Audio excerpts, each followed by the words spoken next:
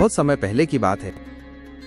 त्रेता युग में अयोध्या नगरी में एक प्रतापी राजा रहते थे, राजा दशरथ। उनकी 3 रानियां थीं, कौशल्या, सुमित्रा और कैकेयी। वर्षों तक संतान न होने के कारण राजा दशरथ ने ऋष्यशृंग की सहायता से पुत्र का मेष्ठी यज्ञ करवाया। यज्ञ के फलस्वरूप 4 दिव्य पुत्रों का जन्म हुआ, श्री राम, भरत, लक्ष्मण और शत्रुघ्न। श्री राम माता कौशल्या के पुत्र थे, लक्ष्मण सुमित्रा के और भरत कैकेयी के। श्री राम बाल्यकाल से ही अत्यंत तेजस्वी, विनम्र और धर्मप्रिय थे। वे हर किसी का आदर करते और गुरुओं की आज्ञा का पालन करते। एक दिन विश्वामित्र ऋषि अयोध्या पहुंचे और राजा दशरथ से श्री राम और लक्ष्मण को राक्षसों से रक्षा करने के लिए मांगा। राजा ने सहर्ष अनुमति दी। राम लक्ष्मण ने ताड़का, सुबाहु जैसे दुष्ट राक्षसों का वध किया। इसी दौरान वे जनकपुर पहुंचे, जहां राजा जनक अपनी पुत्री सीता के लिए स्वयंवर रचा रहे थे। स्वयंवर में एक विशाल धनुष रखा गया था, भगवान शिव का धनुष।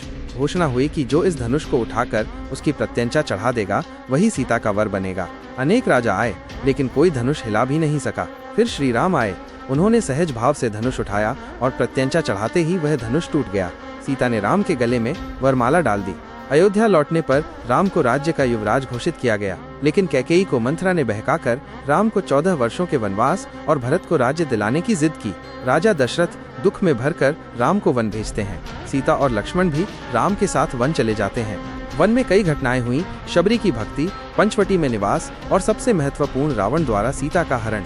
रावण सीता को लंका ले गया। राम ने सीता की खोज में हनुमान से मित्रता की और वानर सेना बनाई। समुद्र पार करके श्री राम ने लंका पर चढ़ाई की और रावण का वध किया। सीता की अग्नि परीक्षा के बाद सभी अयोध्या लौटे। वहां श्री राम का राज्याभिषेक हुआ, जिसे राम राज्य कहा जाता है, जहां सब सुखी, स्वस्थ और धर्मपरायण थे।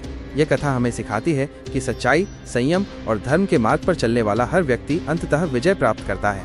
श्री राम और सीता दोनों त्याग, प्रेम और आदर्श का प्रतीक हैं। जय श्री राम।